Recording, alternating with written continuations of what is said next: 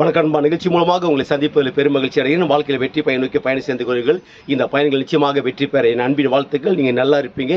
இப்போ இருக்கிறத விட 1000 மடங்கு அதிகமாகும்படி நம்ம சேனைங்க கர்த்தர் தாமே சொன்னபடியே உங்களை ஆசீர்வதித்து உயர்த்துவாராக.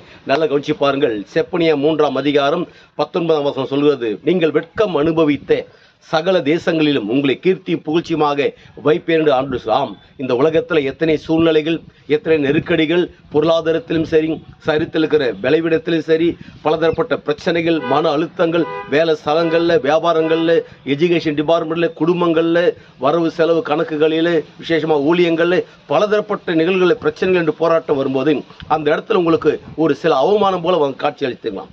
இது பல ஆண்டுகளாக இருந்திருக்கலாம். ஆனால் கர்த்தர் இந்த ஆண்டில் தேவன் சொல்லுகிறாரு, எங்கெல்லாம் இது நிமித்தம் பிரச்சனைகள் பிராபல நிமித்தம் வெட்கப்பட்டு தலை குனிந்தீர்களோ அந்த மக்களுக்கு முன்பாக, அந்த சமுதாயத்தில், அந்த தேசத்தில், அந்த மாவட்டத்தில், அந்த ஊரில், அந்த ஏரியாக்களில் உங்களை ஆண்டவர் தலைநிமர செய்த மாத்திரமல்ல, உங்களை கீர்த்தியும் புகழ்ச்சியும் மகிமையாக வைப்பேன் என்று அவர் சொல்லுகிறார். வாழ்க்கையில் சோர்ந்து போகாதீங்க, வாழ்க்கையில் தைரியமாக இருங்க, எதை குறித்தும் கவலைப்படாதீங்க.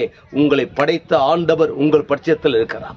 இன்னைக்கு உங்களோடு கூட நெருக்கமாக, உங்களுக்கு உதவியாக சில பேர்கள் இல்லாமல் இருக்கலாம். ஆனால் கடவுள் உங்களோடு கூட இருக்கிறார். அவர் இருக்கிறதுனால சகல நன்மைக்கு ஏதுவாக உங்களுக்கு ரூட்டை காண்பித்து அந்த பாதையிலே வெற்றின் மகுடத்தை நிச்சயம் உங்களுக்கு முடிசூட்டுவார். ஆம், நீங்க எதை விரும்புறீங்க, எதை ஆசைப்படுறீங்க, எப்படி வாழ நினைக்கிறீங்க, அத்தனை காரியத்தையும் உங்களுக்கு தேவன் கிடைக்க பண்ணுவார். கிடைக்கிற வரைக்கும் கர்த்தர் உங்களை ஒருபோதும் கைவிட மாட்டார். நிச்சயம் நிறைவேறும். அப்படி நிறைவேறும்போது என்ன நடக்கிறது? ஒட்டுமொத்த உலக நாடுகளுக்கும் நாம் ஆண்ட இயேசு கிறிஸ்து உங்களை கடன் கொடுக்கும்படியாக வைக்கிறார். நீங்கள் வற்றாத நீரூற்றை போல் இருப்பாய் என்று சொல்லி உங்களிருந்து விடைபெறுகிறேன்.